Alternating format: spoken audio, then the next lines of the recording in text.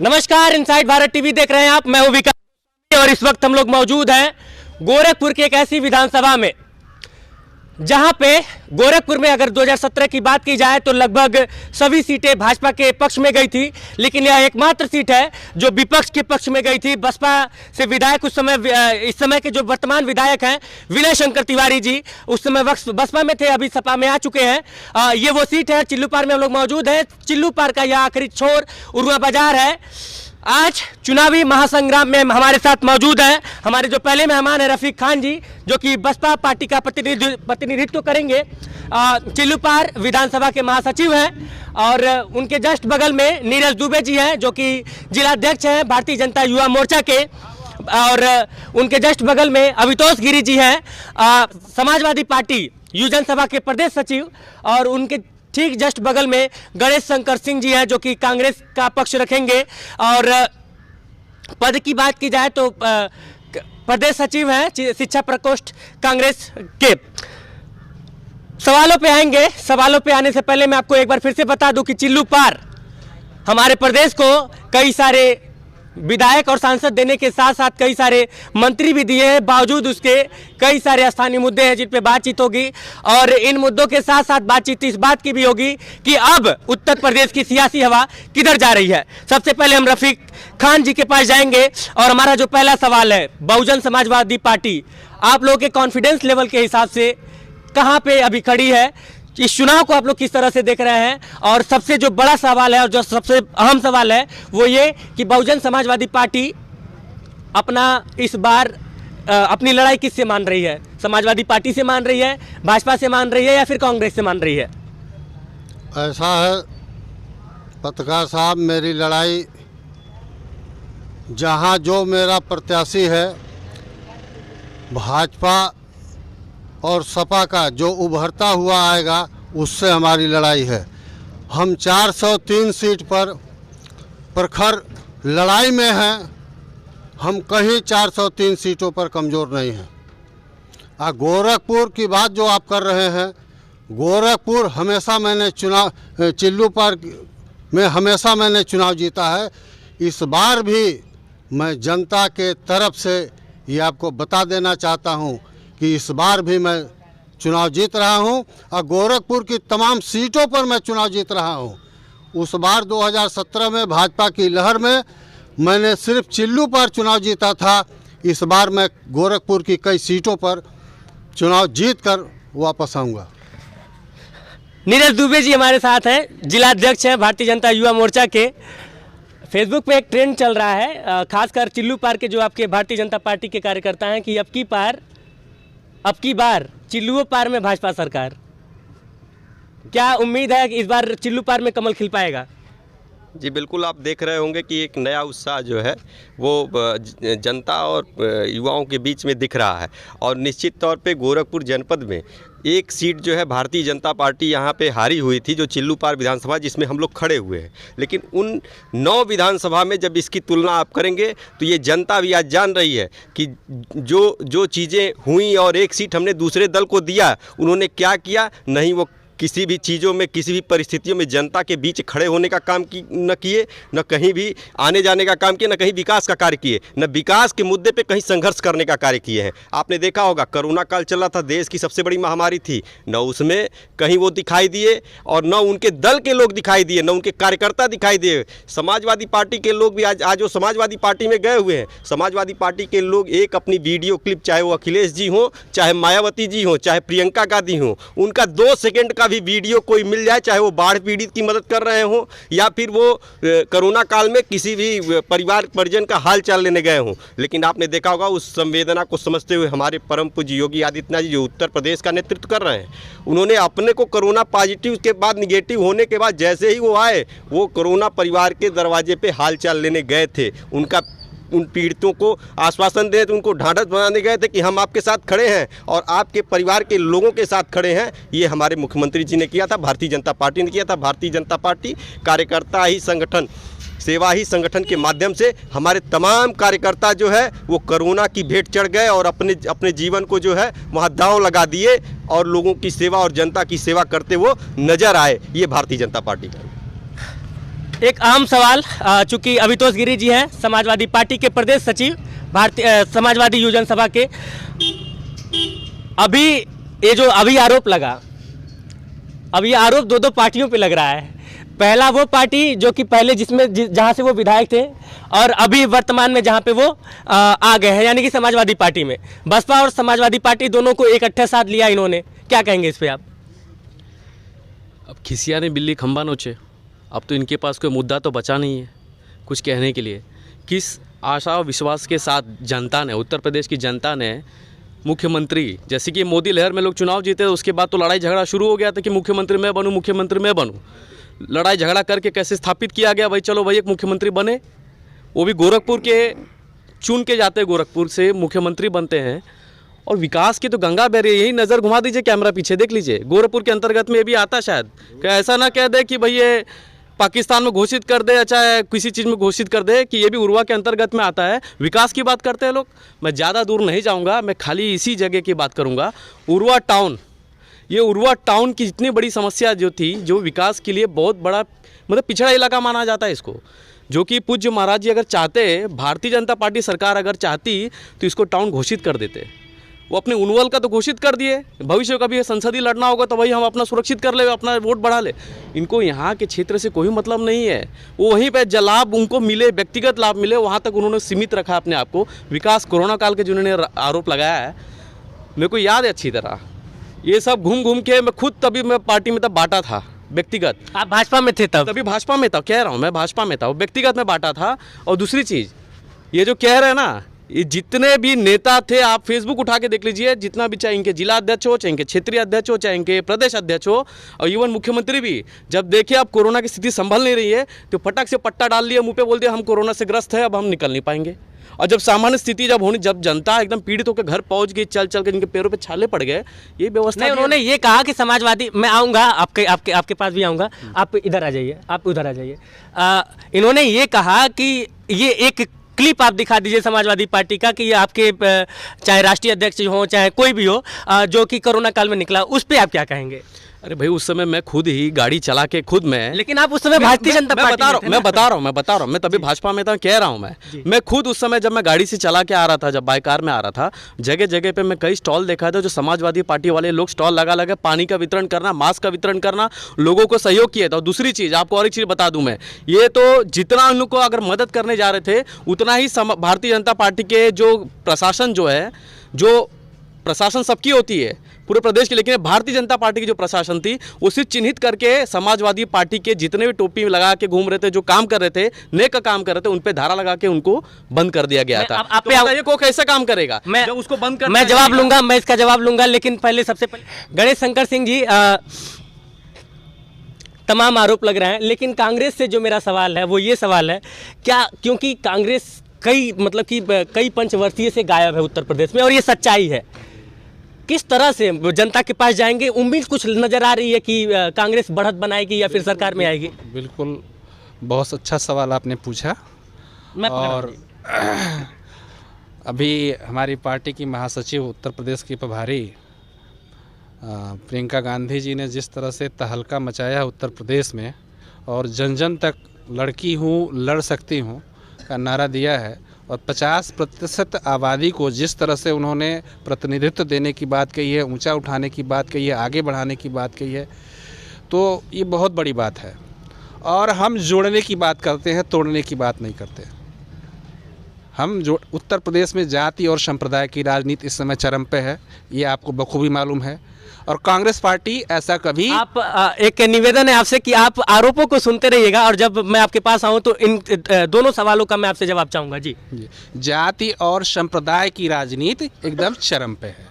कांग्रेस सबको साथ लेके चलने की बात करती है, और इतिहास रहा है, जब ये देश आज़ाद हुआ तो सुई नहीं बनती थी, है ना, पूरा देश जो है छोटी छोटी रियासतों में बटा हुआ था, और कैसी जोड़ करके एक भारत राष्ट्र का निर्माण किया, तिरंगे में जोड़ा, है ना। अब ये पार्टियां क्या चाह रही हैं? कुछ पार्टियां चाह रही हैं एक रंग हो जाए, लेकिन ये भारत देश है, ये तिरंगा हमेशा सदा ऊंचा रहा है और ऊंचा रहेगा। ये बहुत बड़ा आरोप लग रहा है, मतलब कि लाइन खींच के राजनीति करने की आरोप लग रही है। और कुछ दिन पहले एक बयान भी आया था कि यह जो उत्तर प्रदेश की लड़ाई है वो 20% बनाम 80% है। कितना इससे सहमत है और इन दोनों आरोपों का खंडन भी कर दीजिए लगे हाथ। पहले तो जो इन्होंने कहा कि प्रियंका जी ने एक नारा दिया है और 50% का प्रतिनिधित्व दिया, मैं बताना चाहता हूँ भी 40% का प्रतिनिधित्व का ऐलान उनका उत्तर प्रदेश में है कि हम चुनाव जब जीत जाएंगे तो 50% करेंगे। लड़की हूँ लड़ सकती हूँ, एक नारा उन्होंने स्लोगन दिया। स्लोगन देना तो हर आदमी घर बैठ करके दे सकता है, ज़मीन पे कितना काम हो रहा है पहले प्रियंका गांधी खुद तय करें कि आज तक की जितनी राजनीति हुई और देश की जनता के सामने जो कांग्रेस ने उनको चेहरा दे करके मूर्ख बनाया, कि आज प्रियंका गांधी अपना हक पहले ले ले कि लड़की हूँ लड़ सकती हूँ। कांग्रेस पहले उनको किसी सदन में भेजने का काम करे, तब वो उत्तर प्रदेश की महिलाओं को सदन में भेजने का कार्य करेंगी और तब कांग्रेस को माना जाएगा कि पहले वो अपना हक ले ले, तब प्रदेश की तब प्रदेश की बेटियों के साथ वो आह्वान करेंगी तो वो मंच से अच्छा लगेगा। दूसरा विषय ये था कि आप पंजाब में क्यों नहीं कह रहे लड़की हूँ लड़ सकती हूँ, आप राजस्थान में क्यों नहीं कह रहे लड़की हूँ ये चुनावी स्टंट जिसको जनता बखूबी जान रही है कि जब अपने परिवार में आप खुद नहीं हक पा रही हैं और चुनाव के समय ये कांग्रेस पार्टी आपको जुमला बना करके जनता के बीच भेजती है और आज जब कुछ नहीं बचा तो आज आप यही पे आए कि लड़की हूँ लड़ सकती हूँ। जो जाति पात की बात इन्होंने कहा, जाति पात की बात हम नहीं करते हैं, हम सबका साथ सबका विकास और सबका विश्वास लेकर के 2019 में पूर्ण बहुमत की सरकार फिर नरेंद्र मोदी जी ने बनाया है। उसी पे प्रकार से 2022 में पूज्य योगी आदित्यनाथ जी पुनः पूर्ण बहुमत की सरकार और अब की बार युवाओं के दम पे 350 पार करने जा रहे हैं उत्तर प्रदेश में, जो पिछड़ा आंकड़ा होगा वो भी आप कह रहे हैं 350, आप 300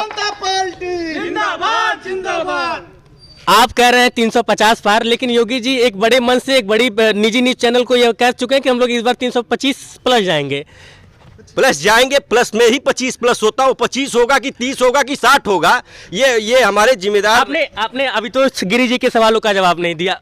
हाँ। क्या अभी जो इन्होंने आरोप लगाया, चूंकि भारतीय जनता पार्टी मतलब कि आप ही की पार्टी से नाराज होकर ये समाजवादी पार्टी में गए हैं, क्या कहेंगे?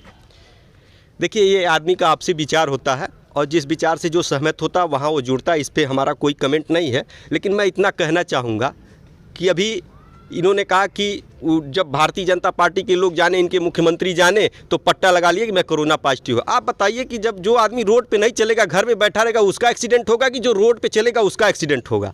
जो काम करेगा वो पॉजिटिव, जो कोरोना पीड़ितों का हाल चलेगा वही ना पॉजिटिव होगा जब हम उनके बीच में जाएंगे। जो घर में बैठ के एसी में बैठ करके वहाँ से ट्विटर और फेसबुक चलाएगा। आप अभी देखिए, अखिलेश जी कहते हैं ट्विटर और फेसबुक पे ज़्यादा विश्वास रखते हैं। आज वर्चुअल की बात आई है तो कहते हैं कि भारतीय जनता पार्टी जो है ये चुनाव आयोग गलत कर दिया, हम लोगों का देख रहे हैं कि यही नहीं हो पाएगा और हम नहीं कर पाएंगे। वो दूसरी चीज़ आपने देखा होगा कि अभी अखिलेश जी की ही बात कर लेते हैं। उन्होंने कहा कि एक चैनल पे वो इंटरव्यू दे रहे थे और जब चैनल के एंकर ने कहा कि आप वंदे मातरम आप कह सकते हैं कि नहीं कह सकते हैं, वो एंकर कहता रह गया, लेकिन वंदे मातरम उनके मुंह से नहीं निकला। जाति पात की राजनीति तो वो करते हैं, उनको तो 20% और 80% की चीज़ें दिख रही हैं। नहीं, ये तो आरोप आप पे लग रहा है ना। आरोप लग रहा है तो वंदे मातरम कहना चाहिए ना। भारत के हर नागरिक को वंदे मातरम तो शौक से कहना चाहिए भाई। उन्होंने कहा था कि भारत दूसरा ये कि जब वंदे मातरम नहीं कह पाए तब एंकर का जब दूसरा सवाल होता है कि योगी जी तो कह रहे हैं कि हम जो है पुनः जो है पूर्ण बहुमत की सरकार बनाने जा रहे हैं, तो उन्होंने कहा कि योगी जी अगर कह रहे हैं तो अगर अब की हो जाएंगे तो फिर इसके बाद वो प्रधानमंत्री हो जाएंगे। उनकी बात से तय होता है कि योगी आदित्यनाथ जी ने जमीन पर जाके काम किया है, जनता के बीच में काम किया है। वो जनता की आवाज उनके कानों तक जो रथ यात्रा लेके घूमे हैं, वो जनता की आवाज उनके कानों तक गई है। आप बताइए कि जिस पार्टी का राष्ट्रीय अध्यक्ष अगर ये कहता हो अब की बार फला दल का आदमी ये नेतृत्व की सरकार आ गई तो प्रधानमंत्री हो जाएगा, उसका कार्य तो वहीं झलक जाता है और उनकी सोच वहीं प्रदर्शित, उनकी हताशा वहीं। मैं जवाब लूंगा इस पे आपसे, लेकिन इससे पहले रफीक खान जी, क्या इन मुद्दों के साथ, इन बातचीत के साथ जमीनी मुद्दा जो होता है, आम जनता का जो मुद्दा है, क्या कहीं ना कहीं भटक रहा है? कहाँ मतलब कि उसके इर्द गिर्द हम लोग कैसे पहुंचेंगे? लाइन खींच के राजनीति करना भारत देश और खासकर उत्तर प्रदेश और बिहार के राजनेताओं, और मैं ये आरोप सब पे लगा रहा हूँ, सभी पार्टियों पे लगा रहा हूँ, आप पे लगा रहा हूँ, भारतीय जनता पार्टी पे लगा रहा हूँ, समाजवादी पार्टी पे लगा रहा हूँ, कांग्रेस पे लगा रहा हूँ, और ये सारे आरोप आम जनता की तरफ से। ऐसा है कि अगर जनता ने समाजवादी पार्टी के भी शासन को देखा है, जनता ने भारतीय जनता पार्टी के भी शासन को देखा है, जनता ने बहुजन समाज पार्टी सुश्री बहन मायावती के भी शासन को देखा है, हम अपने मुखिया के काम पर विश्वास करते हैं। उन्होंने किसानों के मुद्दे पर काम किया, उन्होंने नौजवानों के मुद्दे पर काम किया, नौकरी देने का काम किया, उन्होंने शिक्षा के क्षेत्र में बहुत बड़ा काम किया। उन्होंने प्राइमरी स्कूलों की दशा आप देखे हैं। अब दशा अगर दूसरे की सरकार है तो नहीं सिर्फ दूसरे, यही मैं कह रहा था सर। मेरा सवाल हो जाने दीजिए सर, मेरा सवाल हो जाने दीजिए। मेरा सवाल मैं पूछूंगा सर, बहुत जरूरी मुद्दा है और ये मेरा मिशन भी है। बताइए। प्राइमरी स्कूलों चाहे वो कांग्रेस की सरकार है, 70-75 साल जितने भी आज़ादी के से लेके अब तक की मैं बात कर रहा हूँ, प्राइमरी स्कूलों की हालत उत्तर प्रदेश में आज भी जस की तस है। थोड़ा बहुत इम्प्रूवमेंट, जैसे कि 10 में 2 नंबर पा जाइए और 10 में 3 नंबर पा जाइए, फेल आप तब भी हैं। थोड़ा बहुत अगर काम हो भी जाता है तो उससे हम लोग सहमत नहीं है, आम जनता सहमत नहीं है। तो शिक्षा में क्या मिड डे मील या फिर इस तरह की सुविधा देना, कपड़ा देना ही शिक्षा को बढ़ावा देना है? ऐसा नहीं है। बसपा गवर्नमेंट ने जितना विद्यालय को बनवाया है, चाहे प्राइमरी स्कूल हो, चाहे हाई स्कूल हो, चाहे यूनिवर्सिटियाँ हो, चाहे इंजीनियरिंग कॉलेज हो, चाहे पॉलिटेक्निक कॉलेज हो, चाहे विश्वविद्यालय हो, इतना किसी सरकार ने नहीं बनवाया है। और व्यवस्था ऐसी बहन जी ने किया जो गरीब से गरीब बच्चा भी निःशुल्क पढ़ाई पढ़ के और शिक्षित बन के अपना रोजगार खोज सके।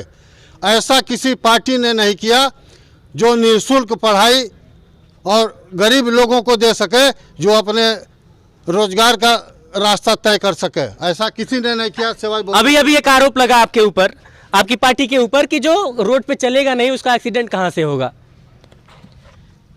देखिए, भारतीय जनता पार्टी ने इतना विकास किया है, इतना विकास किया है, कोई हद नहीं। इतना विकास किया कि इनके विधायक, इनके सांसद को कूटे जा रहे हैं। हर विधानसभा में इनको पीटा जा रहा है। जनता ने जवाब दे दिया है। बहुत पहले ही कोरोना काल में दिखे नहीं थे ये लोग, जो कह रहे जगह जगह पे दिखाई दिए। तो सांसद महोदय गए थे क्षेत्र में, सब खदेड़ काकर अबैला चला भगा यहाँ से, तो उनको भी वहाँ से खदेड़ा गया था। शीतल पांडे जो वहाँ पर विधायक थे, उनको भी खदेड़ा गया था वहाँ से। और वहीं से संगीता यादव भी थी, वहाँ से भी वो गए थे सामग्री बांटने, तभी भी जनता ने उनको वहाँ पर बोला भागो यहाँ से, वहाँ आप तुम्हारी आवश्यकता नहीं है। तो भाई जनता के बीच में जो रहेगा वो इतना खदेड़ा क्यों जाएगा? क्यों खदेड़ा? इसलिए खदेड़ा जाएगा क्योंकि अब समाजवादी पार्टी ने अब एक ठान लिया है, जनता ने ठान लिया है कि अब की खदेड़ा होगा। यहाँ से उत्तर प्रदेश में समाजवादी पार्टी की सरकार बनेगी, राष्ट्रीय अध्यक्ष हमारे मुख्यमंत्री बनेंगे निश्चित रूप से। ये लाल रंग संघर्ष का रंग है। ये लाल रंग समाजवादी पार्टी को, राष्ट्रीय अध्यक्ष जी को मुख्यमंत्री बनाने का रंग है। और रही बात कोरोना काल की, जो बताया, इनके सांसद विधायक को सब जगह खदेड़ेगा, आपने अच्छी तरह देखा होगा हर जगह पे। आरोप लग रहा है, बड़ा आरोप लग रहा है। चूंकि मैं अभी गणेश शंकर सिंह जी के पास जाने वाला था, लेकिन ये कह रहे हैं कि विधायक और सांसद जो भी कई सारे लोगों का नाम भी इन्होंने लिया कि उन लोगों को वापस कर दिया गया। देखिए, जो आदमी जो है किसी का हाल चाल लेने जाएगा, जब इनके लोग घर से निकले ही नहीं तो इनके पास वही चीज़ दिख रही है। जनता है और जनता सबकी होती है, और जनता के अंदर जो है प्रेम भाव भी होता है। और कोई गलत चीज़ें होती, किसी की अपेक्षाओं पे आप खरे नहीं उतरेंगे तो उसका जवाब भी सुनना पड़ता है और इसको स्वीकार करना चाहिए। इसका आरोप प्रत्यारोप नहीं होना, इसको स्वीकार करना चाहिए। आप तो जब बीच में गए ही नहीं तो आपको क्या किसी विधानसभा में, बताइए किसी विधानसभा में फूल मालाओं से आपके प्रत्याशियों का स्वागत किया जा रहा हो? मान लेता हूँ। किसी विधानसभा में बताइए कि आपके कार्यकर्ताओं का स्वागत किया जा रहा हो, मान लेता हूं। लेकिन भारतीय जनता पार्टी का कार्यकर्ता प्रत्येक बूथ पे संघर्ष कर रहा है और हर जगह, चाहे वो राशन की बात रही हो, आज देख लीजिए कि गरीबों को जो है अन्न वितरण प्रणाली जो आज लागू है, केंद्र सरकार की अलग और राज्य सरकार की अलग, ये दोनों सरकारें जो डबल इंजन की सरकार है, और डबल इंजन सरकार की चीज़ों को देख करके जब अखिलेश यादव जी स्वयं कह रहे हैं कि ये डबल इंजन टकरा रहा है, डबल इंजन से उनको भय खुद ही लगने लगा है। तो ये जब जनता के बीच में ये सारी चीज़ें जा रही हैं, जो मुफ्त का राशन जा रहा है, हर चीज़ें जा रही हैं, वो चीज़ें जनता खुद तय करेगी। और जनता कहने वाली है कि आपकी भी सरकार थी, सपा के भी शासन को लोगों ने देखा, कांग्रेस के भी शासन को देखा, बस बहुजन समाजवादी पार्टी के शासन को भी देखा। बताइए, इतने टाइम बिजली कभी ये लोग दे पाए थे क्या? या आज दिल पे हाथ रख के कह देंगे क्या कि जो योगी आदित्यनाथ जी जो बिजली विभाग का पालन कराने वो करा पाएंगे? कभी नहीं करा पाए हैं, ना करा पाएंगे, ना सपने में सोच पाएंगे। जो गुणवत्ता की चीज़ें, जो गोरखपुर में एम्स की स्थापना हुई, चाहे फर्टिलाइजर की स्थापना हुई, चाहे एथेनॉल प्लांट आज स्थापित हो रहा है, मिलों को चालू, जो मुंडेरवा डिबेट आप लोग डिस्टर्ब मत कीजिए। जी जी। पिपराइच चीनी मिल का, मुंडेरवा चीनी मिल को चालू कराया जाना, आजमगढ़ में विश्वविद्यालय की स्थापना करना। आजमगढ़ में तो हमारे सांसद नहीं है। मैं एक सवाल इस पे क्या आजमगढ़ की लोकसभा सीट पे कभी अखिलेश यादव जी का जाना हुआ क्या? जनता का हाल चाल लेना हुआ क्या? लेकिन वहां से हमारे भारतीय जनता पार्टी के प्रदेश प्रत्याशी रहे दिनेश लाल निरहुआ जी, उनका निरंतर वहां आना जाना, और आजमगढ़ के लिए वो निरंतर संघर्ष कर रहे हैं, और आजमगढ़ की जनता के लिए विश्वविद्यालय की स्थापना कराने का कार्य उन लोगों ने किया है। ये किसने दिया? ये योगी आदित्यनाथ जी ने दिया, ये नरेंद्र मोदी जी ने दिया। गोरखपुर की बात करते हैं, विकास की बात करते हैं, विकास इन लोगों को दिखाई नहीं देता है। विकास इनसे पूछिए ना कि पहले जब ये 70 सालों तक कांग्रेस राज की और समाजवादी पार्टी, बहुजन समाजवादी पार्टी ने राज किया, लेकिन उत्तर प्रदेश में 12 मेडिकल कॉलेज ये लोग देने का काम किए थे। आज 48 मेडिकल कॉलेज का क्रियान्वयन होने जा रहा है उत्तर प्रदेश में। मैं आऊंगा आप लोग जितने भी मैं आता हूं सर, मैं आता हूं। जितने भी लोग हैं मैं एक निवेदन करूंगा कि डिबेट का जो मुद्दा है वो भटक जाएगा, और आप लोग भी अपना सवाल जिससे भी पूछना है आप लोग तैयार रखिएगा। मैं आप लोगों के भी पास आऊंगा। गणेश शंकर सिंह जी, 70 साल तक कांग्रेस ने राज किया, उत्तर प्रदेश में समाजवादी पार्टी की भी सरकार रही, बहुजन समाजवादी पार्टी की भी सरकार रही। बड़ा आरोप लगा रहे हैं कि जितना विकास भारतीय जनता पार्टी में हुआ 70 साल में कभी नहीं हो पाया, और बिजली को लेकर इन्होंने बात की। देखिए, एक तो आप खुद पढ़े लिखे पत्रकार हैं, कभी ये ना कहिए कि 70 साल कांग्रेस ने शासन किया, आप जोर डालिए, है ना। मैंने कहा कि इन्होंने आरोप लगाया, उसके बीच में भारतीय जनता पार्टी की भी सरकार रही, लेकिन बार बार यह कोट किया जाता है भारतीय। करना चाहिए आपको कि 70 साल कांग्रेस नहीं रही है, बीच में बहुत सारे प्रधानमंत्री आए हैं, मैक्सिमम तो आप लोग रहे हैं जी। तो हमने काम भी किया है, हमने भारतीय राष्ट्रीय कांग्रेस ने इस देश को कहाँ तक पहुँचाया? अमेरिका और रूस के समानांतर पहुँचाया। आज स्थिति देश की क्या है? हम विश्व वर्ल्ड हंगर इंडेक्स में जो है पाकिस्तान और बांग्लादेश जैसे, श्रीलंका देश जैसे देशों से भी गए गुजरे हैं।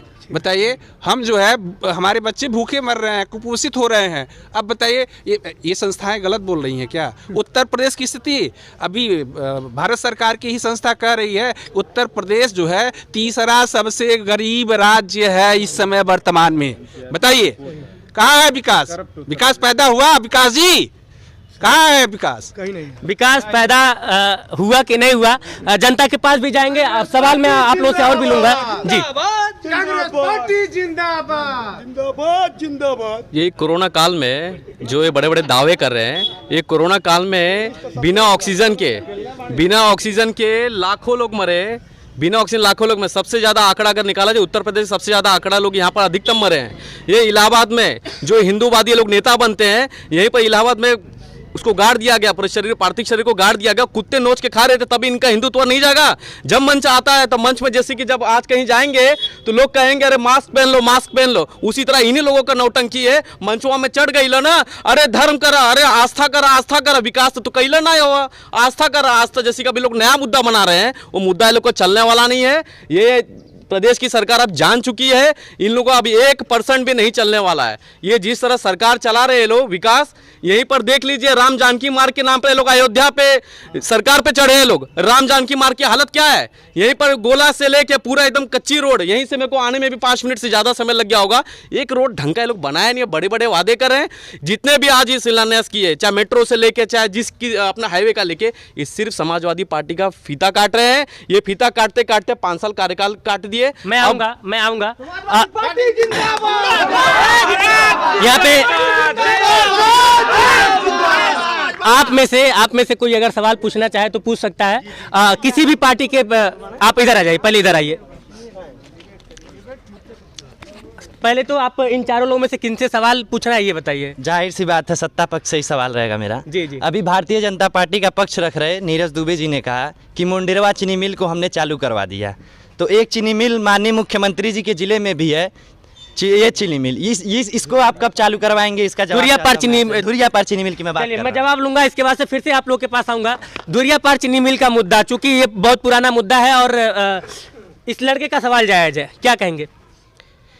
देखिए, धुरियापार चीनी मिल का जो निर्माण हुआ और उसके पीछे जो तमाम राजनीतिक वो का शिकार हो गई, उसके पीछे कौन से लोग थे? ये वही लोग हैं, ये वही परिवार के लोग हैं जो आज चुनाव में आए हुए हैं। ये उसी परिवार के लोग हैं, उसी का जनता हिसाब लेने वाली है। और रही बात चीनी मिल चलवाने की, चीनी मिल धुरियापार चीनी मिल का प्रकरण भारतीय जनता पार्टी ने उसको संवेदनापूर्वक लिया था।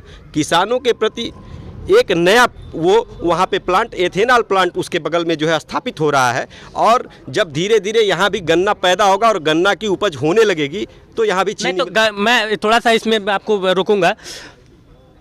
ये जवाब जो मतलब इस लड़के ने पूछा कि वो कब चालू होगा, दूसरी चीज़ कि जब तक चीनी मिल नहीं बनेगी लोग गन्ना नहीं बोएंगे। जब चीनी मिल आ जाएगी लोगों को लगेगा कि हाँ हम गन्ना बो के पैसा कमा सकते हैं, किसान पैसा कमा सकता है, तभी गन्ना बोएंगे। तो आश्वासन मिलेगा उस लड़के को कि भविष्य में चीनी मिल शुरू किया जाएगा। भविष्य में उसको जो भी चीज़ें आएंगी, क्योंकि उसमें अब बचा तो कुछ है नहीं, और तमाम प्रकार की चीज़ें जितने कवरेज का वो चीनी मिल होना चाहिए था, जितने वो का उससे भी अधिक पावर का वो चीनी मिल प्लांट स्थापित किया गया था। जो गन्ना यहाँ पैदा नहीं हो पा रहा था और राजनीति का शिकार हो गई। फिर किसान जब गन्ना पैदा करते थे तो इन लोगों ने उसको राजनीति का शिकार बना दिया, चीनी मिल बंद हो गई। लेकिन आने वाले समय में भारतीय जनता पार्टी इसके ऊपर विचार करने वाली है। एक सेकेंड, अभी मुझे एक चीज़ समझ में नहीं आ रहा है। वो लड़के ने जब पूछा चीनी मिल का मुद्दा, ठीक है, इन्होंने जो बताया कि राजनीति का शिकार हो गया फलाना, जो आज जो चुनाव में उतरे यही लोग ने किया।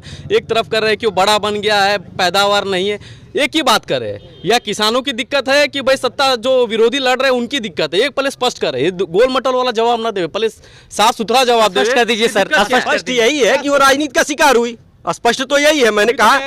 लेकिन आपने पूछा कि जब आपका सवाल था, मैंने आपका सवाल का जवाब दिया कि जब चीनी मिल चालू होगी तब लोग गन्ना बोएंगे। लेकिन उसका एक पैमाना तय होता है। आज यहाँ जो रोड बनी हुई है, लोग कहते हैं ये 4 लेन हो गया, 4 लेन हो गया, लेकिन जब सर्वे होता है इस पर इतनी गाड़ी नहीं है कि 4 लेन बना दिया जाए। तो ये एक विभाग का सर्वे होता है, उस सर्वे के अनुसार सरकारें कार्य करती हैं। वो जो जेई और एक्सीएन जो रिपोर्ट देते हैं उस हिसाब से वो कार्य होता है। मैं दूसरा सवाल लूंगा। मैं जिससे कहा गया था चुनाव के समय 70 लाख रोजगार देंगे युवाओं को।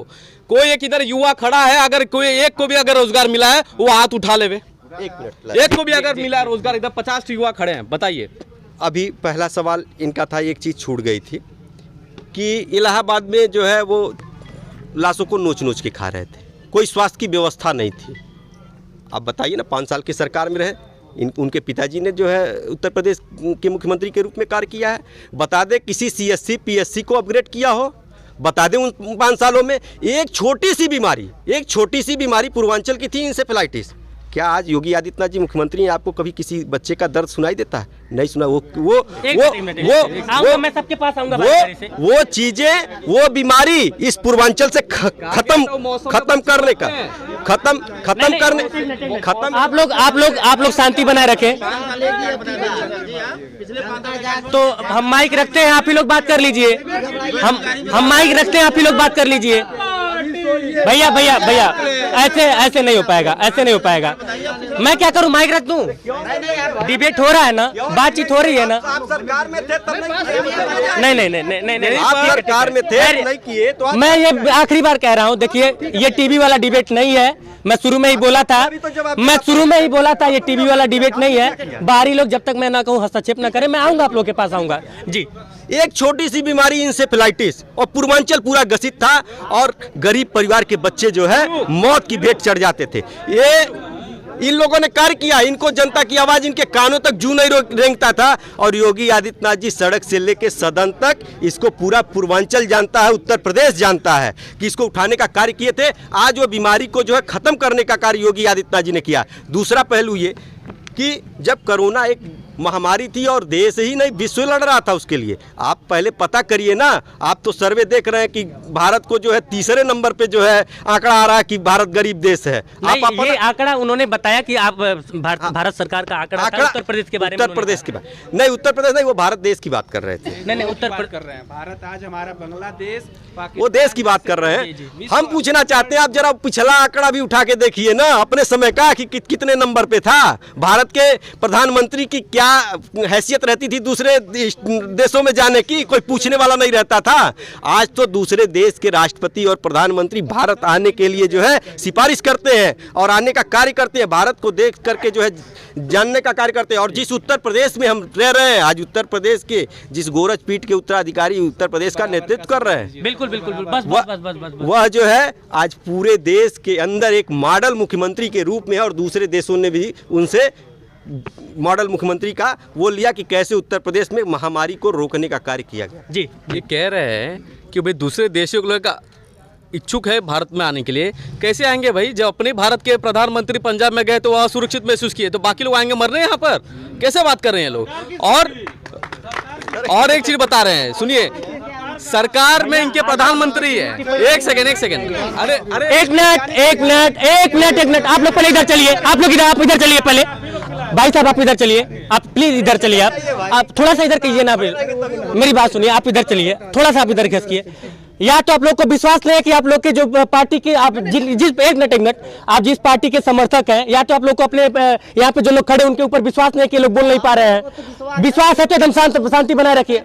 जो भी लोग हैं, चाहे वो भारतीय जनता पार्टी के समर्थक, एक मिनट, चाहे वो भारतीय जनता पार्टी के समर्थक हो, समाजवादी पार्टी के समर्थक हो, बसपा या फिर कांग्रेस, अगर आप लोग को अपने यहाँ पे चारों खड़े दिग्गजों, ये लोग अपने आप में महारथी हैं, अपने क्षेत्र के महारथी हैं, अगर इन पे विश्वास नहीं है तब तो आप लोग टीका टिप्पणी कीजिए, और है तो शांति का परिचय दीजिए। मैं एक मिनट जी बस 2 लाइन करिए। भारत के प्रधानमंत्री जाते हो असुरक्षित महसूस करते हो, अब जाके पता चला, जो सर्वे में निकला, जो जिस तरह लोग चिल्ला रहे हैं उत्तर प्रदेश में इतनी सीटों से अगर प्रचंड बहुमत बना रही है, तो ये भी इन लोगों को दिखाना चाहिए कि पंजाब में 102 सीट आ रहा है। खतरा हो, उनका खतरा नहीं था, सीट का खतरा था। जो 700 कुर्सी लगी थी, अरे कितना 7 लाख कितना कुर्सी लगाया था, 700 लोग नहीं भरे, 70 तक नहीं भरे। ये इस नाते वहाँ से भागे हैं। ये इनके मंच पे मैं इसका जवाब लूंगा जी। सवाल पूछा जी एक मिनट, मैं चीनी मिल पे आऊँगा, लेकिन उससे पहले इन्होंने कहा नीरज दुबे जी ने कि अभी का आपने इंडेक्शन दिखा दिया क्या है क्या नहीं है, लेकिन आपके समय में, मतलब कि जब आपके पार्टी की सरकार थी, उस समय का भी तो बता दीजिए। जब doctor Manmohan Singh prime minister थे जी, तो जीडीपी उस टाइम पे 8 पे ले जाके उन्होंने छोड़ा था जी। देश की जीडीपी कहाँ थी? जीडीपी देखिए, जीडीपी 2 तरह से बढ़ती है। मैं आज एक चीज क्लियर कर दूं, एक मिनट सर, बस तुरंत मैं आपके पास आ रहा हूं। एक बहुत बड़ा संदेश देना है हमारे दर्शकों को। एक मिनट मैं पूछता हूं सवाल।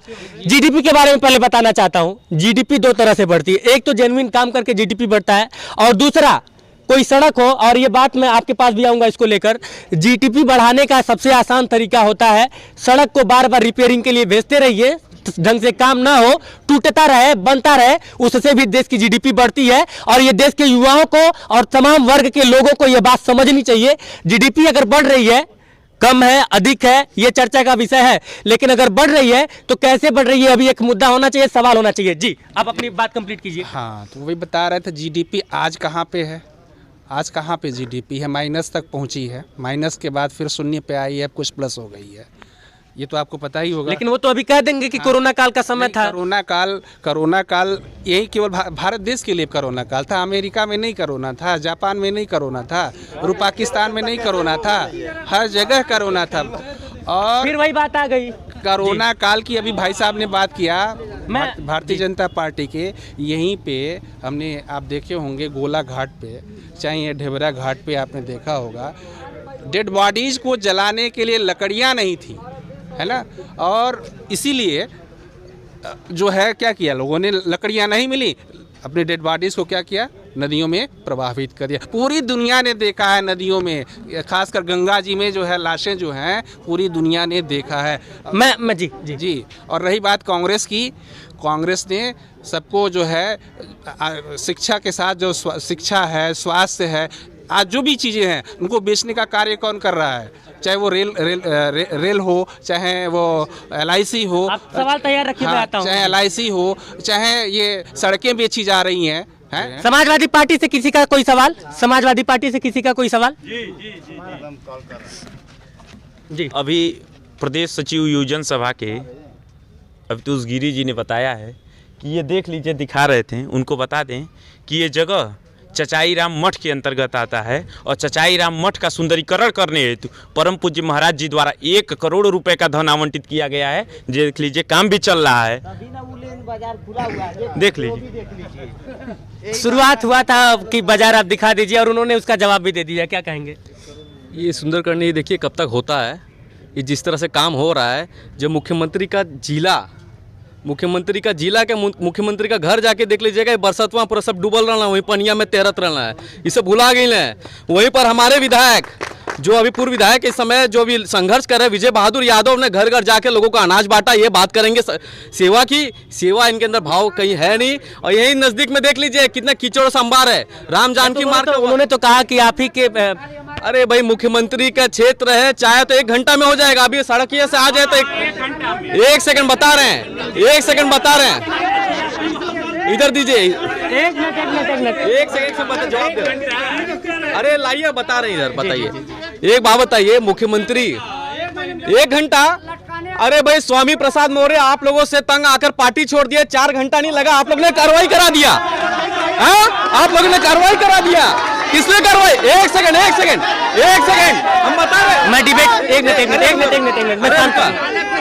1 सेकंड एक मिनट आप विकास नहीं 1 सेकंड मैं आ रहा हूं। ये गलत है, ये नहीं, ये गलत है। ये आप लोग टीवी डिबेट बना रहे हैं, इसके बाद से फिर मैं करूंगा नहीं कभी।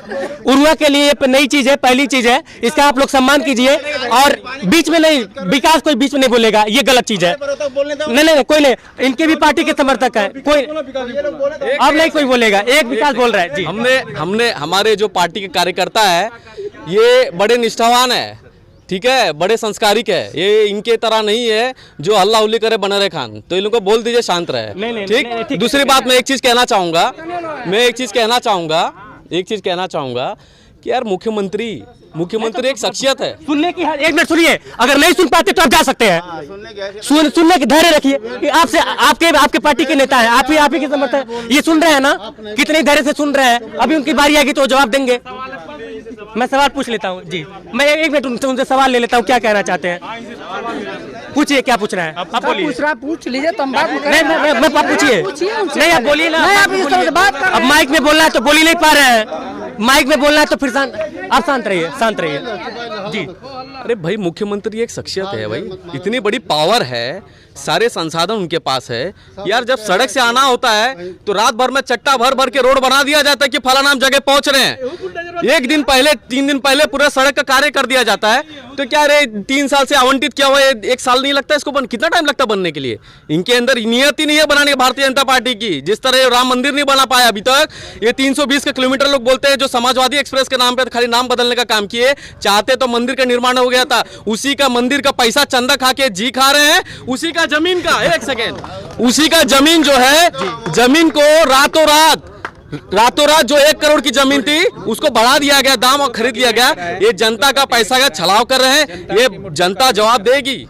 पीछे से किसी के पास सवाल है जी? जैसे पहला सवाल मैंने पूछा था उसको तो गोल गोल घुमा दिए। दूसरा सवाल ये है, उन्होंने जवाब दिया उसका, कि दूसरा सवाल मेरा ये है कि आप ये सबसे पहले तो इनको बहुत बहुत धन्यवाद करूंगा कि उरुआ को नगर पंचायत कराने के लिए ये बहुत कोशिश किए, लेकिन अब तो आचार संहिता भी लग चुकी है। आखिर वो नगर पंचायत उरुआ होगा कब? इस चीज़ का जवाब मैं जवाब लूंगा, ये इस सवाल पर जवाब आऊंगा जी। सवाल किससे ये बता दीजिए। नीरज दुबे जी। आप लोग कहते हैं कि राम, नाम बता दीजिए। विशेष पांडे जी।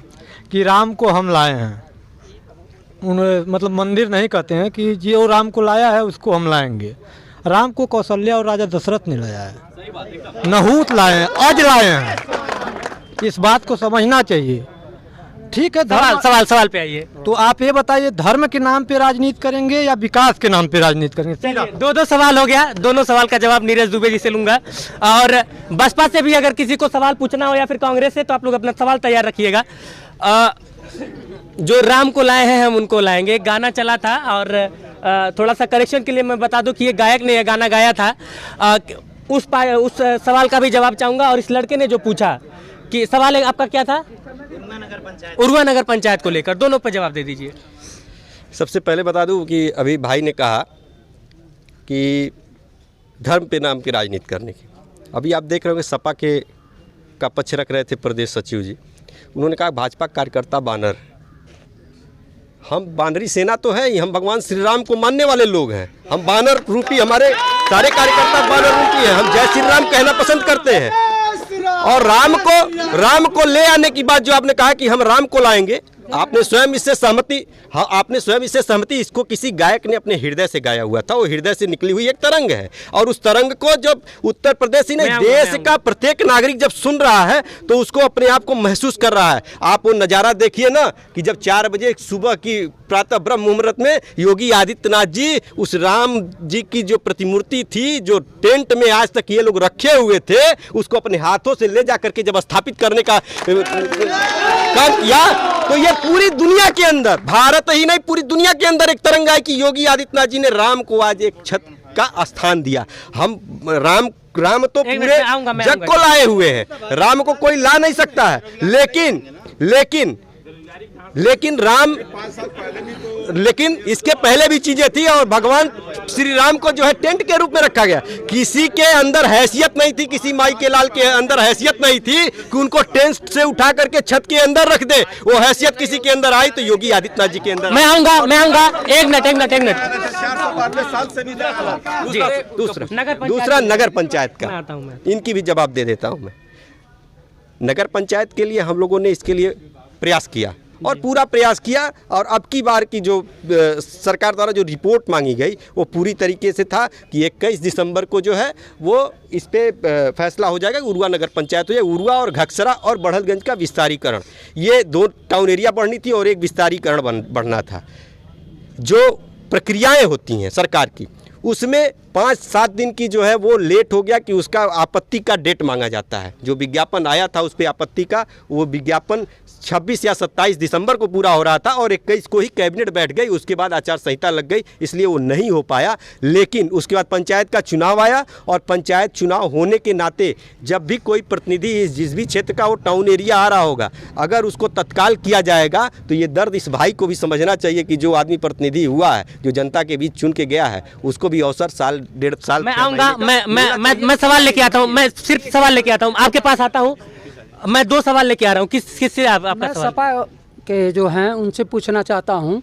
जब कह रहे हैं कि अखिलेश यादव ने काम किया था, जब अखिलेश यादव मुख्यमंत्री थे उस काल में केवल जो है कब्रिस्तान का बाउंड्री बाल होता था, और कब्रिस्तान, अरे चलिए समझ गया, मैं सवाल समझ गया। एक मिनट ठीक है। एक और सवाल लेता हूँ, फिर आता हूँ मैं आपके पास। किससे आपका सवाल? नीरज भाई से है मेरा सवाल। नीरज जी से? जी। रेलवे लाइन का क्या हुआ, जो शाहजहानवा से दोहरी घाट तक पेपर में तमाम बार निकला, उसका क्या हुआ? और दूसरी बात, एक चीज़ और बता दूं, ये क्रेडिट लेने की बात होती है, ये माननीय उच्च न्यायालय का मतलब वो है कि मतलब मंदिर निर्माण का, न कि भाजपा का है, न कि किसी और पार्टी का है। और दूसरी चीज़, अगर समाजवादी पार्टी की सरकार आती है तो उससे बढ़िया निर्माण होगा और उससे कम समय में होगा। चलिए कांग्रेस भाई, एक मिनट, मैं आऊंगा। एक मिनट, आ रहा हूँ। एक मिनट, मैं आता हूँ।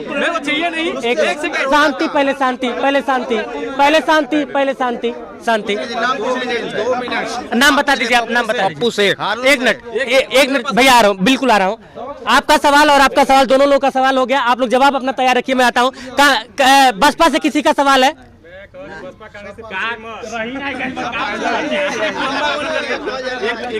बराबर समय दीजिए सर। मैं बिल्कुल दे रहा हूँ। नहीं, मैं जनता का सवाल ले रहा हूँ, अभी जनता का सवाल ले रहा हूँ।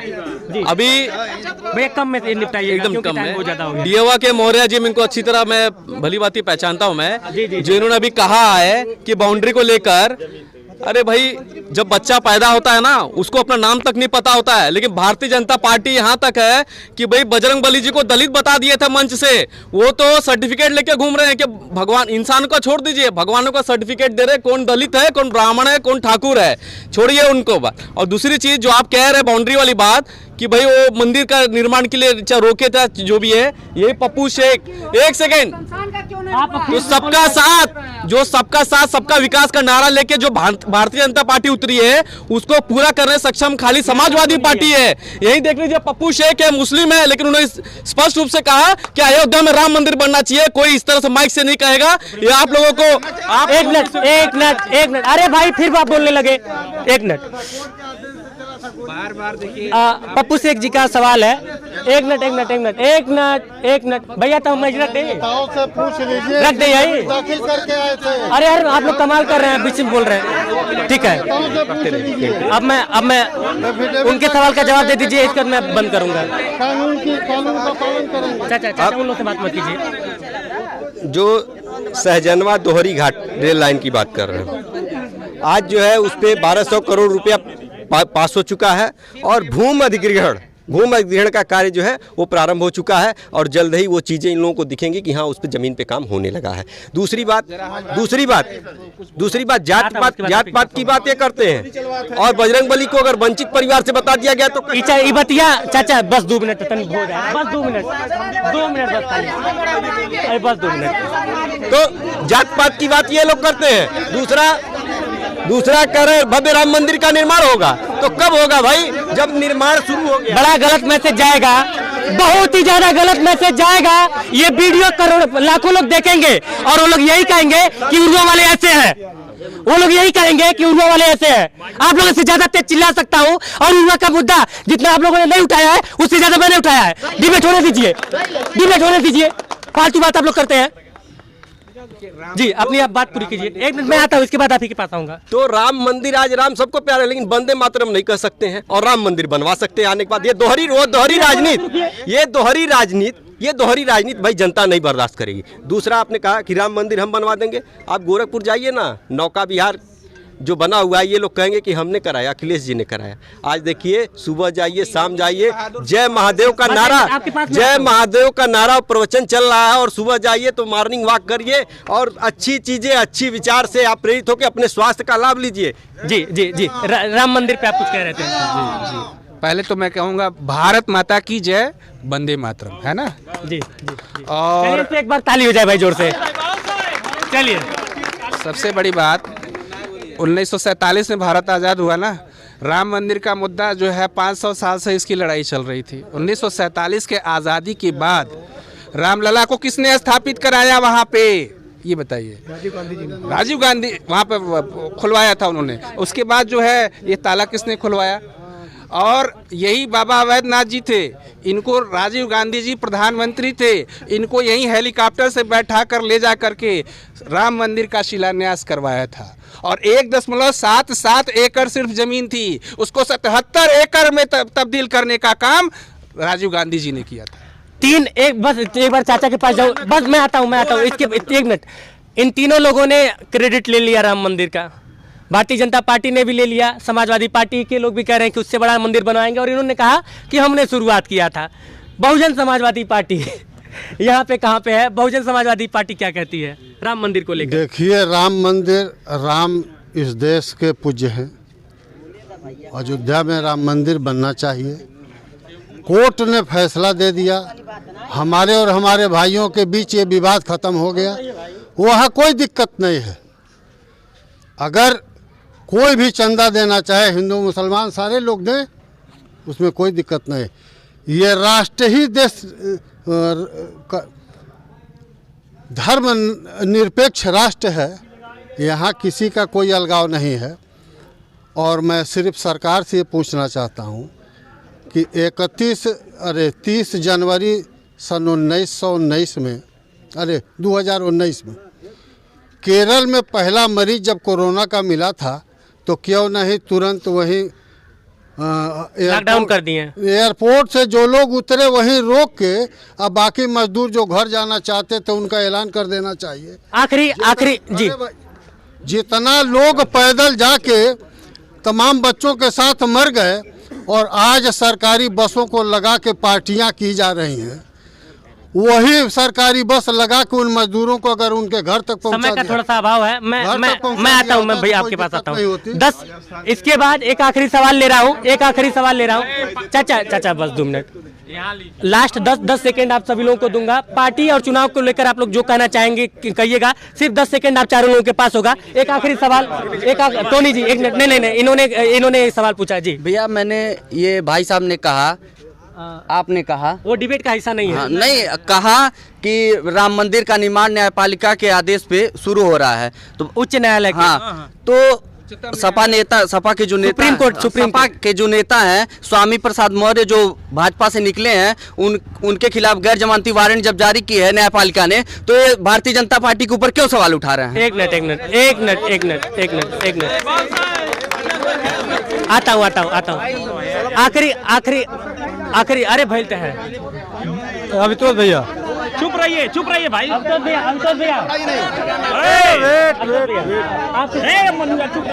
2012 से लेके 17 तक नदी के पार से एक चिट्ठी फेंक दी जाती थी व्यापारियों के घर कि 5 लाख का फिरौती चाहिए, तो जाता था और पहुंचा के लोग आते थे। गुंडागर्दी इस तरह थी। 2017 से लेके 22 लिए कंट्रोल हुआ कि नहीं, ये आपसे सवाल है सीधा। एक मिनट, इसका जवाब आप दीजिएगा, उनके सवाल का जवाब दीजिए। मेरे भारत माता की जय बोलने से और जय श्री राम बोलने से अगर युवाओं को रोजगार मिलता तो 100 बार बोलूंगा।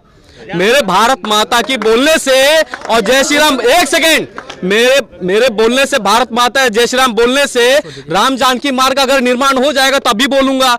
मेरे बोलने से अगर युवाओं को रोजगार और जो किसानों पे जो लाठियां पड़ी थी, जो 700 किसान मरे, उनकी अगर जान पुनः अगर आ जाती है तो मैं 100 बार बोलने को तैयार हूं। मुझे बोलने में कोई गुरेज नहीं है। हम अपने मर्जी से, हम अपने इच्छा के अनुसार भारत माता की जय, जय श्री राम, चाहे भारत माता चाहे वंदे मातरम कहेंगे। किसी भारतीय जनता पार्टी के नेता से हम नहीं कहने जाएंगे। क्यों कहेंगे भाई? नहीं कहेंगे। चलिए नहीं, शब्दों की एक मिनट भैया, एक मिनट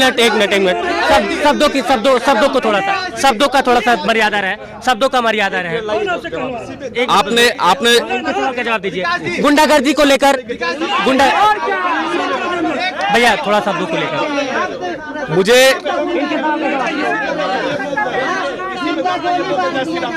एक सेकंड भाई देखिए हल्ला ना करिए, इनके सवाल का जवाब दीजिए। तो एक सेकंड आखिरी के 5 सेकंड बचे हैं। अरे यार, हमको भी पता है। देखिए आप लोग जैसे जानते हैं होता क्या है कि ये वीडियो लगभग कई लोग देखेंगे और जब लोग देखेंगे तो उनको ये नहीं लगना चाहिए कि उरुआ बाजार के लोगों के अंदर संस्कारों की कमी है। और मैंने शुरू में एक शब्द बोला था कि यदि वो चारों दिग्गजों के ऊपर आप लोगों को भरोसा नहीं, देखिए वो लोग आपस में बहुत कुछ बोल रहे हैं, लेकिन एक दूसरे के ऊपर देखिए शब्द इधर उधर जा रहे हैं। लेकिन नीरज जी ने अभी तक अपनी मर्यादा को ध्यान में रखा है और बहुत ही मर्यादा से सुन रहे हैं। और मेरी बात सुनिए। एक मिनट, अरे फिर बोलने लगे यार। मेरी बात तो सुन लीजिए, मेरी बात तो, अरे यार मैं उसी पे मैंने तुरंत मैंने तुरंत टोका। या तो आप मार कर लीजिए, आप लोग आपस, मैं उनसे जवाब ले लूंगा। नीरज भैया जवाब दे देंगे। नीरज भैया जवाब दे देंगे। और दूसरी चीज, आखिरी का 4 सेकंड। हाँ, मैं वो बहुत बढ़िया, बहुत महत्वपूर्ण सवाल था। बहुत महत्वपूर्ण भाई ने सवाल पूछा कि पर्ची फेंकी जाती थी, इस पे जवाब दे दीजिए। गुंडा राज को लेकर इन्होंने कह रहा हूँ मैं धुरिया पार में खुद स्वतः गया था, तभी मैं भारतीय जनता पार्टी में ही था जी। धुरिया पार के एक व्यापारी थे, उनको चिट्ठी जब फेंकी गई थी तो बड़े बड़े नेता जो यहाँ बनते हैं जिला तक, कोई गया नहीं था उस व्यापारी के दुकान पे। वही गोविंद जायसवाल है, चाहे मोनू धुरिया पर गुप्ता है, मैं उनके दुकान पे जाके बोला कि कल मुझे गोली मारने की धमकी दिए। उसी दुकान के आगे जाके मैं बैठा था, मतलब देखता हूँ पहली गोली मेरे पर चलेगी। ये व्यक्तिगत पार्टी नहीं। एक सेकंड बता रहे भैया, बता रहे, शांत रहिए, बता रहे हैं किस सरकार में गुंडागर्दी नहीं है। यहीं पर देख लीजिए, ये आपने क्या नाम है वो ठाकुर का, अरे जो अभी क्रिकेट खेल रहे थे वहाँ पर, धनंजय सिंह का माफिया नहीं है। पूरे लिस्ट अगर देख लीजिए, उत्तर प्रदेश ब्राह्मण ही खाली बस डकैत है, चाहे आतंकवाद है, खाली ब्राह्मण ही खाली बस चोर डकैत है क्या है? दूसरे ये खाली सिर्फ एक खाली बिरादरी पे टारगेट किया जा रहा है कि अन्य बिरादरी के लोग, चाहे जो ठाकुर पे, जो एक भी माफिया नहीं है। जवाब तैयार रखिए। आखिरी 10 सेकंड आपके पास है। पार्टी को लेकर, चुनाव को लेकर बोलना है और उसके बाद रफीक खान के पास जाऊंगा और आखिरी में मैं नीरज भैया आपके पास आऊंगा जी। मैं उसी का जवाब दूंगा। तक जो भी बातें खुल के सामने आई हैं, कुल मिलाकर जाति और संप्रदाय की बात हो रही है ना। तो ये जाति और संप्रदाय से उत्तर प्रदेश का भला होने वाला नहीं है। अभी एक बच्चे ने सवाल उठाया है चीनी मिल का। चीनी मिल की स्थापना किसने की थी? कांग्रेस ने की थी, है ना। नारायण पे शिलान्यास पट पे मैं गया था तो मुलायम सिंह यादव का भी नाम था। बाद में ये नारायण दत्त तिवारी जी आए थे लोकार्पण के लिए, महावीर नहीं, मुझे पता नहीं था, एक बार मैं गया था तो वहाँ पे नाम लिखा। आप उसको कांग्रेस ने स्थापित किया है उसको, और उसको न चलने देने के लिए यहाँ कौन जिम्मेदार है जानते हैं? दो यहाँ यही के जनप्रतिनिधि। और मैं यहाँ सबसे कहना चाहूँगा कि आप लोग केवल पार्टी के नाम पर वोट ना दीजिए, पार्टी के नाम पर आप जिसको चुनने जा रहे हैं उसको भी देखिए वो है क्या, वो माफिया है, गुंडा है, बदमाश है, वो है क्या। जी आखिरी इसके बाद सवाल का जवाब है उसके बाद। अभी आपने कहा कि जैसे मुझे लगा कि यहाँ जितने प्रतिनिधि हैं, जो दो लोगों ने अपनी बात रखी और एक भाई साहब जो यहाँ के निवासी हैं, जी जी, वो सवाल को मेरे समझ नहीं पाए जी जी, कि मैंने वंदे मातरम और भारत माता की जय किससे कहलवाने के। जब आप अपने मुखिया से कहलवाइए ना, आपके पिताजी नहीं कहेंगे, आप कह देंगे तो क्या होगा। और अभी हमारे प्रदेश सचिव जी, हमने किसी के बीच में बोला नहीं है। देखिए ये बात मैं भी कहूँ कि जितनी बढ़िया इन लोगों के से मुझे कोई आपत्ति नहीं, लेकिन इनके समर्थक कभी कभी गड़बड़ कर रहे हैं और बेइज्जती आप लोगों की होगी महाराज। मैं तो बोल दूंगा फलाने पार्टी के समर्थक थे जो कि डिबेट नहीं होने दिए। जी, प्रदेश सचिव जी यहाँ समाजवादी पार्टी का पक्ष रख रहे हैं। उन्होंने खुद कह दिया कि भारतीय जनता पार्टी के किसी टट्टू कार्यकर्ता के सामने मैं जय श्री राम और वंदे मातरम और भारत माता की जय नहीं कहने जाऊंगा। लेकिन हम भी जानते हैं कि आप भी जो है जो कहेंगे वो कर नहीं पाएंगे, करेंगे वो। तो इतना जो बात आप हमको सिखा रहे हैं वो अपने भी सीखने का कार्य करिए और वंदे मातरम केवल कहलवाइए अपने नेतृत्व से और भारत माता की जय। आप गायन क्यों नहीं? गायन एक काम करते हैं आप पहले सुनिए मौर्य जी पहले अरे एक सेकंड जवाब ले लीजिए शांत हो जाइए। पहले मातरम गाने जा रहा आप लोग सुनिए। नहीं, पहले पहले उनकी तो बात तो सुन लीजिए भाई, उनकी बात तो सुन लीजिए, आप भाई जवाब तो ले लीजिए। डिबेट में लूट, भ्रष्टाचार, गुंडागर्दी जो प्रदेश में अराजकता थी, एक मिनट मैं आपको बता दूं 10 सेकंड में 10 सेकंड सुना दूंगा, डिबेट खत्म होगा सुना दूंगा। अभी एक बात बताइए, एक सेकंड अभी विकास का मुद्दा, अभी डिबेट अच्छी तरह चल रहा था। इन्होंने खुद कहा कि हमारे राष्ट्रीय अध्यक्ष भारत माता की जय वंदे मातरम बोलने में दिक्कत है, लेकिन इनके कहने पर हम लोग कहेंगे, एक सेकंड हम कहेंगे, अरे चैनल छोड़िए अपनी तार्किक चीजों को वो करिए। चलिए डिबेट दूसरी तरफ जा रहा है और कैमरे के उस पार से मेरा सहयोग करें अखिलेश। मैं विकास गोस्वामी और आप इंसाइड भारत टीवी देख रहे हैं। धन्यवाद।